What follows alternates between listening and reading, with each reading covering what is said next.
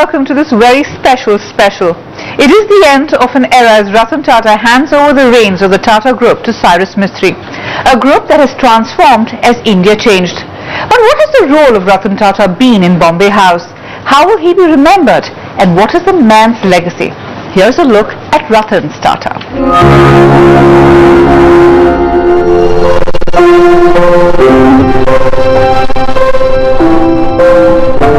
The Taj Mahal Palace Hotel, 2 days after the worst terrorist attack India had ever seen. Ratan Tata was among the first to come there after the security forces had cleared the area, and over the next few days he personally oversaw the relief work. For those watching the chairman of India's largest business group, it almost seemed that he and his group would never be able to get back up. The attacks had left a deep scar, and the mega acquisitions that two of his biggest group companies had done over the last year and a half had driven a massive hole in its balance sheet. Not a man to show much emotion, and someone who prefers to keep a low profile, few realized then that Ratan Tata had not only ensured that every one of the people who worked at his hotel were taken care of, he also set up a trust in a record 20 days to provide for all the victims, including the vendors around the hotel and the other sites. It's a tribute to all those who have suffered, either through the loss of their lives, through injury. It's a tribute to those who saved many lives. If that was done at a personal level, over the next 4 years, Ratan Tata proved that he could steer his group through the worst storms and leave behind an empire he would be proud to hand over.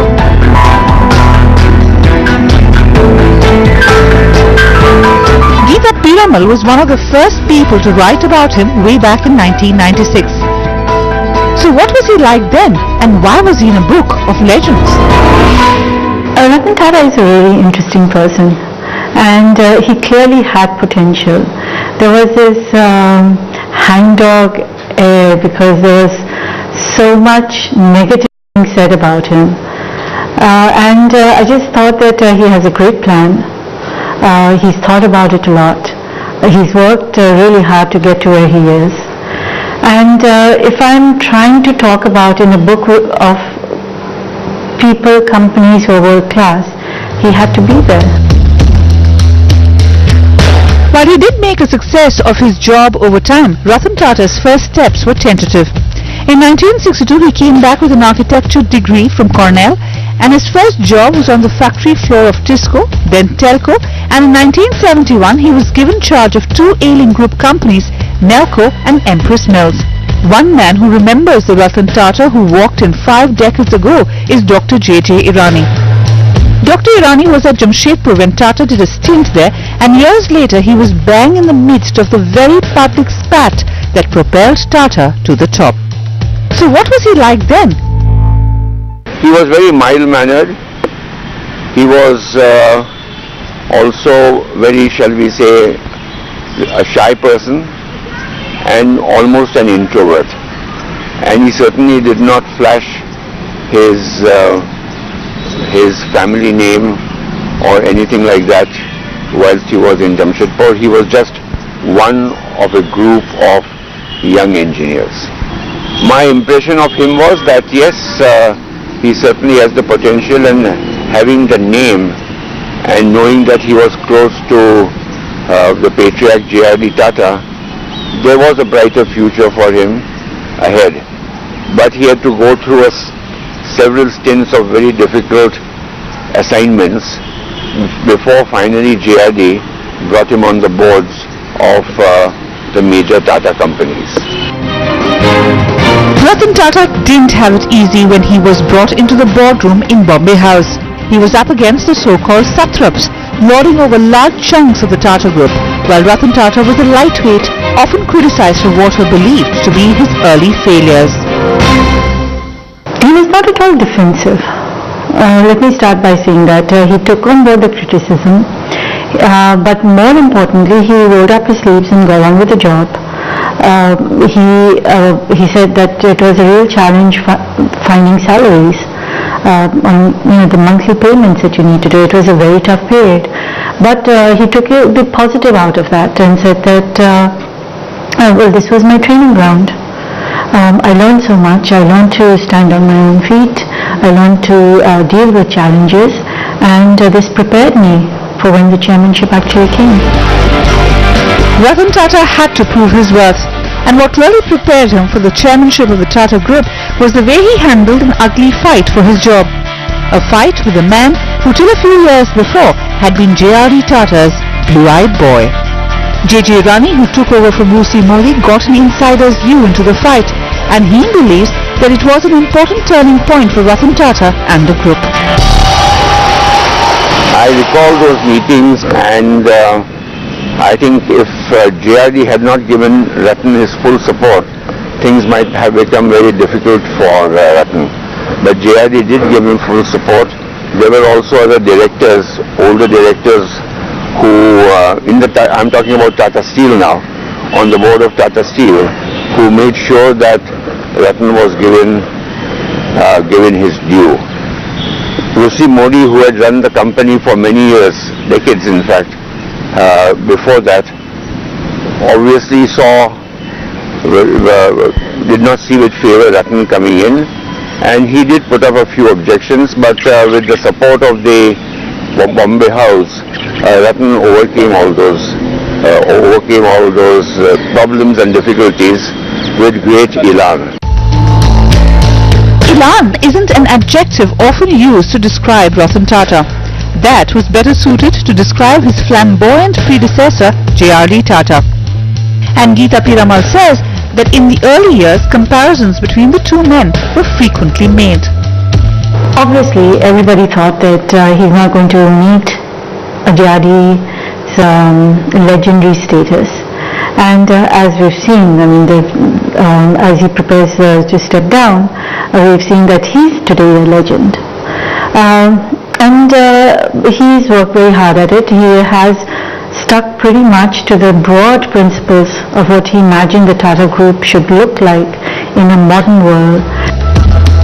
Ratan Tata did prove that he was the man to lead the group into a new era, and that you could be quiet and still be phenomenally ambitious and audacious. More on that when we return.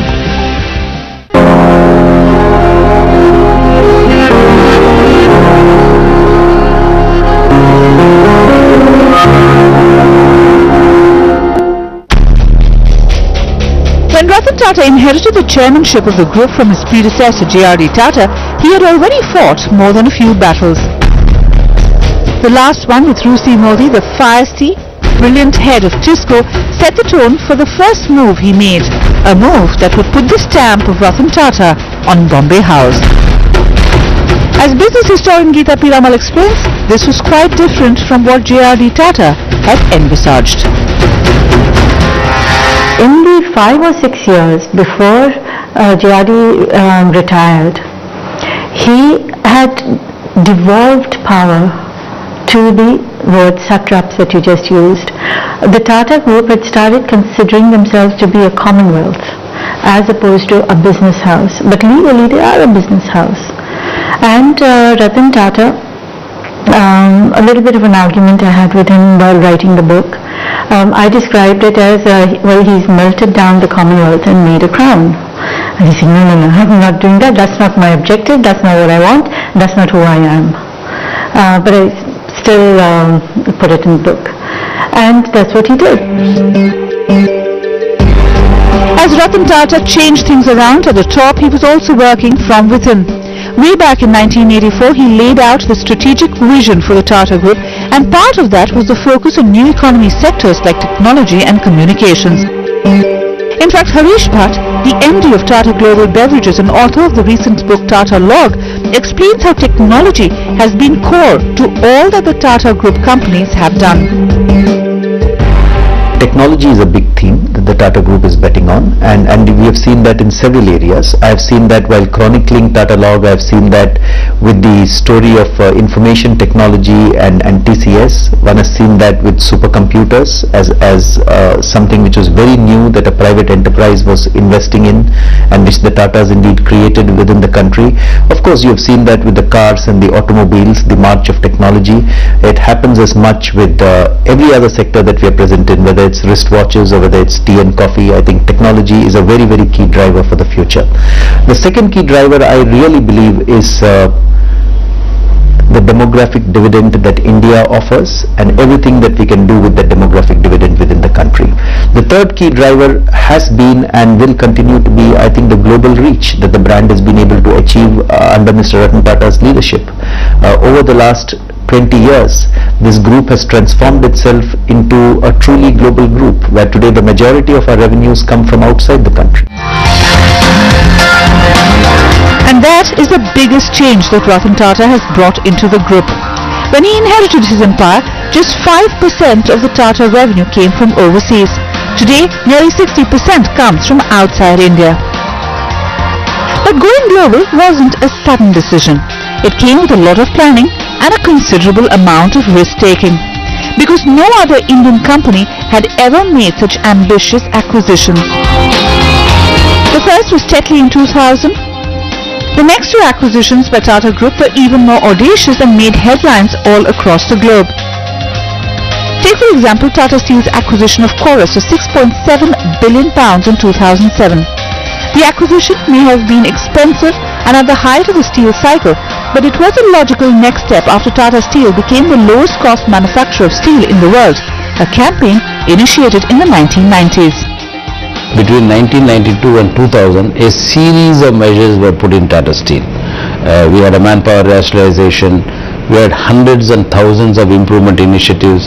There was cost reduction, there was supply chain management improvement, there was better marketing orientation that came. It was like fighting a war, right?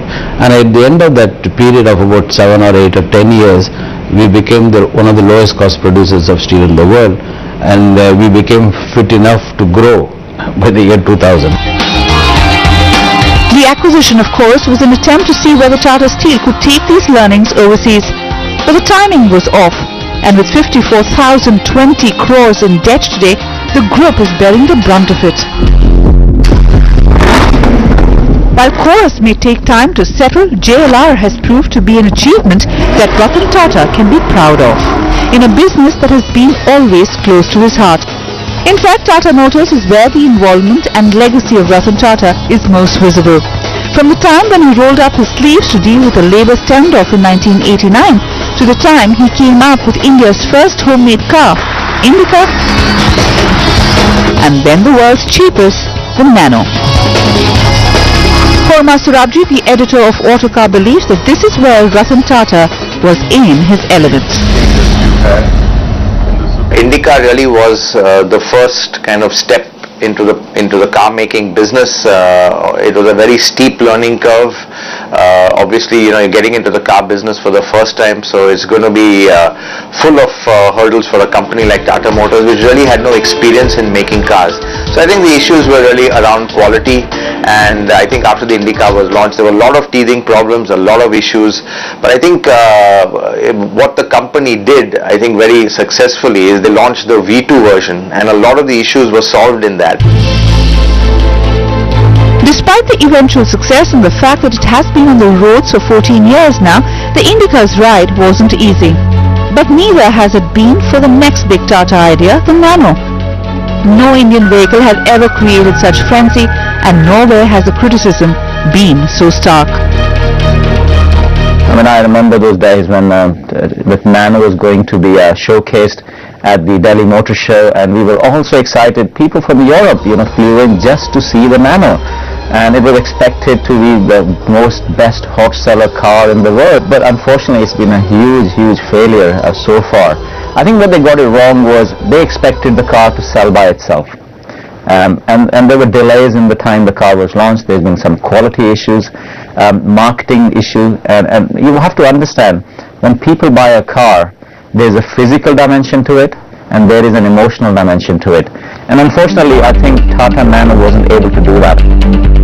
Sitting out of Frost & Sullivan's office in London, Sarwan Singh has had a good bird's-eye view of how Tata Motors has evolved, and he's candid when he says that he was skeptical when Ratan Tata took over JLR.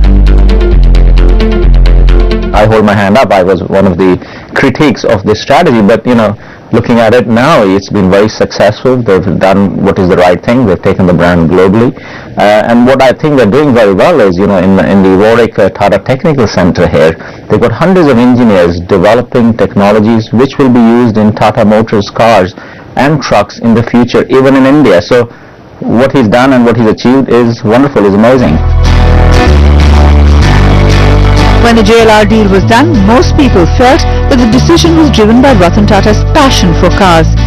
But few realized then that what clinched the deal for him was not just emotion, but also an astute business sense. I don't think there has been any industrialist who's been as much of a visionary as Ratan Tata, and he's always thought big, always thought out of the box. I think the issue sometimes has been in the execution of some of his dreams and concepts, which we've seen with some of the passenger cars. I think what a lot of people don't realize, and what a lot of analysts didn't realize at that time, was the product pipeline, because only Tata Motors and other bidders were privy to that, and I think he saw the potential in those products and realized if they saw the light of day, they would sell like hotcakes, and they have. I mean, the XF has done very well, the Evoque has done very well, now the Range Rover has got a fantastic response. So I think clearly he saw the potential of the products, which probably no one else knew. Over the last 4 years, JLR has been on a roll. Its sales have gone up, and the company has propelled Ratan Tata into the big league. With JLR and Chorus, he is the largest employer in the UK and an advisor to the British Prime Minister, David Cameron.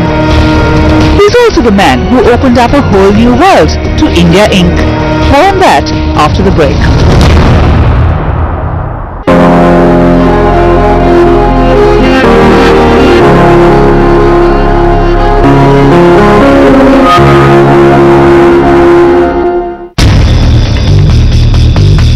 Last 2 decades, Ratan Tata has turned India's biggest business house into an outward-looking one. And this was done after careful strategizing. The chairman of Godrej Industries, Adi Godrej, says that in that sense, Tata was really a torch-bearer. Ratan became the chairman of the Tata Group at a time when it needed a lot of change, and he instituted that change extremely well. He leveraged the great success of TCS and the IT industry to further the interests of the Tata Group very considerably. And one of his greatest contributions to my mind was to take the Tata Group international. The Tata Group is the largest business group in India, and about 2/3 of its revenues come from outside India, which is a great achievement, and most of the international acquisitions and ventures have been very successful. Do you think Ratan Tata was a product of the times? Because at that point he had the important job of allowing the transition from a closed economy to an open economy in a sense. Clearly the opening up of the economy around the time when he took over was a great boost. Also the great success of TCS was very well leveraged, and clearly once companies in a country get of global size and competitiveness, then globalization does follow. It has happened in other countries, it happened in Japan, it happened in South Korea, it has happened in other countries, and Ratan seized the opportunities very well. So in a sense, did he open up the avenue? Was he a torchbearer of sorts for India Inc. as such? I would say so. Tata's move out of India was a front runner for many others, including Godrej Consumer Products. And Harish Bhatt believes it underlines many of the cardinal principles that have driven the company. There is a Tata way of doing things. And that Tata way I have tried to encapsulate in my book in what I have called the 4 P's that characterize the Tata Group. So I have said the first of those P's is that we are a very pioneering group. The Tatas are a very pioneering group. constantly restless to get into new areas which can add back to the countries that they're present in. The second P that I think has characterized this group is really a sense of purposiveness. It's not just business for the sake of business and return on capital employed. That's very, very important. I think we like being profitable, making profits, earning the next buck as much as any other company. But purposiveness comes from, can we also add back to society? The third P, I think, is really to do with some essential principles that the Tata Group has used in running its business. And those are principles of being ethical, of being fair to all its stakeholders, and those again mark out the Tata Group, and that's why it's such a trusted name across the country. And the fourth P, which I've emphasized in my book, is that the group is not perfect. But from these imperfections, I think the Tata Group has learned. The Tata Group is open about its imperfections, has learned from them, and has put in place processes to deal with the imperfections that it has learned from. It is important to learn from imperfections, and the Tatas have managed to recover from mistakes fast, be it in business or in decisions. But there is no reward without risk, and there are bound to be challenges. So what's the biggest one that Cyrus Mistry, the new chairman of the Tata Group, faces? The only thing he's up against is opportunity. So my view is, there's one view which says that why break something that's working? And another view says that look outside and see what's happening and fix yourself. And so I think there's an amazing opportunity out there. The world is rooting for India, especially the West. And he just has to pick up the pieces and see which works best for the group. While that is true, the one critical advantage Cyrus does have is age, a factor that went in his favor when the final choice was made. But it's not easy to manage continuity and change in an empire as old as the house of Tata. And no one knows that better than Adi Godrej, who's facing this challenge as well. I think that generational change in succession is very important. That does not usually take place in totally professionally managed companies where the stock holding is widely held. But in family businesses that is very possible. When Ratan took over, he was another generation from JRD, and Cyrus is another generation from Ratan. So I think it's been very good for the Tata Group that somebody as young as Cyrus has been put at the helm. What are the challenges you think going ahead? Because the marketplace is changing so rapidly, the challenges are many, and we know that every business that they are in or you are in faces its own dynamics. So what do you think is the biggest challenge? I think the challenges will be to continue change. Whenever somebody takes over from a person as successful as Ratan, the temptation is to continue things as the way they were done earlier. But change is really the name of the game. Continuous change, continuous improvement is what works. That's what succeeded for Ratan, and I'm sure that is what will succeed for Cyrus. Even if things are working fine, change is important? That is very important. Why do you say Because change is what makes things better, what makes things work. And it is to my mind, it is a wrong belief to believe that things are working well, you should continue the way. If you don't change, somebody is going to overtake you, somebody is going to outcompete you. You've got to change for the better all the time. Ratan Tata faced an uphill task as he took on the chairmanship of the Tata Group, and no doubt Cyrus Mistry will face his own lot. The biggest will be to manage the spread, scale and size of the companies he inherits. But he will have more than a helping hand of the board and the man who has been passionate about the group he has driven. So what next for Mr. Tata? What would you want to ask him now, after having tracked him in the beginning, watched him all along and seen him pass on the baton? What is the next blue mountain he's going to climb? You think he will still climb the mountain? He must. And that's the legacy of the man, to epitomize what has always been the constant strain through the generations in Bombay House. To open your mind to the possibilities and never stop.